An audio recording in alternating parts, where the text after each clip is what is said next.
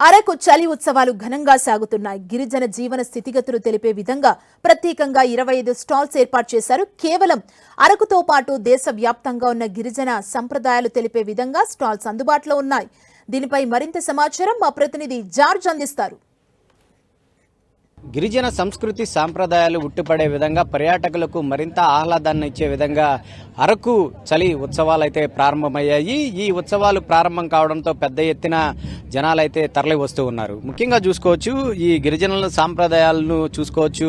వాళ్ళ నివాసం ఎట్లా ఉంటుంది, వాళ్ళ జీవన విధానం ఏ విధంగా ఉంటుంది అని తెలిసే విధంగా అయితే ఇక్కడ స్టాల్ను ఏర్పాటు చేయడం జరిగింది. మొత్తం మీద వాళ్ళు తినే ఆహార వస్తువుల దగ్గర నుంచి వాళ్ళ జీవన విధానానికి సంబంధించినంత వరకు కూడా ప్రత్యేకంగా 23 స్టాల్స్ అయితే ఏర్పాటు చేశారు.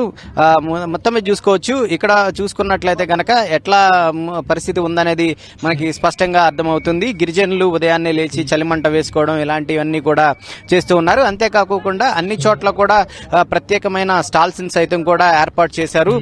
అసలు మనకు అరకు అంటేనే గుర్తొచ్చేది అరకు కాఫీ. ఆ కాఫీకి సంబంధించి కూడా ఒక వినూత్నంగా అయితే ఏర్పాటు చేయడం జరిగింది. ముఖ్యంగా ఇక్కడ చెట్టు దగ్గర నుంచి కాఫీ ఏ విధంగా తయారవుతుంది అనేది వివరించే విధంగా అయితే ఇక్కడ ఏర్పాటు చేయడం జరిగింది. చెట్టు నుంచి గింజల్ని వాళ్ళు ఏ విధంగా వాటిని శుద్ధి చేస్తారో, ఆ శుద్ధి చేసిన తర్వాత అది కాఫీగా ఎట్లా రూపాంతరం చెందుతుంది అనేది వాళ్ళంతా కూడా క్లియర్ గా వివరించే విధంగా ఇక్కడైతే ఏర్పాటు చేయడం జరిగింది. మొత్తం మీద చూసుకున్నట్లయితే కనుక అంతా కూడా ఎక్కడ కూడా ఈ సాంప్రదాయాలకు తక్కువ చేయకుండా ఉండే విధంగా ఏర్పాట్లు చేశారు. మొత్తం మీద చూసుకున్నట్లయితే కనుక ఎక్కడెక్కడ అయితే దీనికి సంబంధించి గిరిజనులు ఎవరైతే ఉంటారో వారందరికీ సంబంధించి చూసుకున్నట్లయితే స్టాల్స్ అన్నింటినీ కూడా దేశంలో ఉన్న వారందరి యొక్క సంప్రదాయాలను తెలిపే విధంగా చూసుకున్నట్లయితే ఆ స్టాల్స్ అన్నింటిని కూడా ఇక్కడ ఏర్పాటు చేయడం జరిగింది.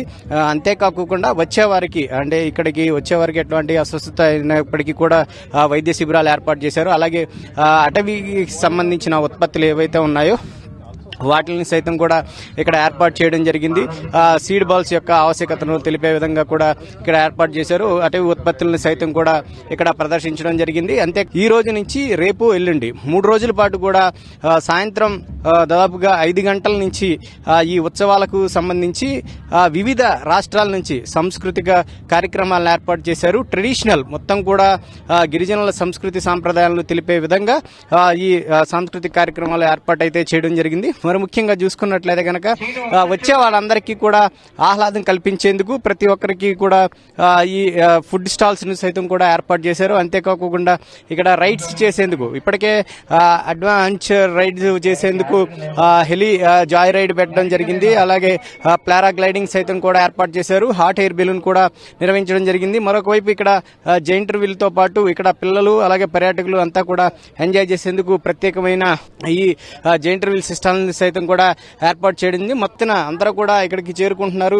23 స్టాల్స్ ని ఏర్పాటు చేశారు. వివిధ సంస్కృతి సాంప్రదాయాలు తెలిపడంతో పాటు అన్ని ఉత్పత్తులు గిరిజనులకు సంబంధించిన అన్ని ఉత్పత్తులను సైతం కూడా ఈ స్టాల్స్ లో పెట్టడంతో ప్రతి ఒక్కరూ సైతం కూడా ఈ స్టాల్స్ ఏవైతే ఉన్నాయో ఈ స్టాల్స్ ను సందర్శించేందుకు వస్తూ ఉన్నారు. మొత్తం మీద ఈ అరకు ఉత్సవాలకు సంబంధించి చూసుకున్నట్లయితే కనుక ప్రతి ఒక్కరు కూడా అంటే ఇటు పర్యాటకులతో పాటు స్థానికులు సైతం కూడా ఈ ఉత్సవాలను బాగా ఎంజాయ్ చేస్తూ ఉన్నారు. కెమెరా పర్సన్ నరేష్తో జార్జ్ 10 టీవీ అరకు నుంచి.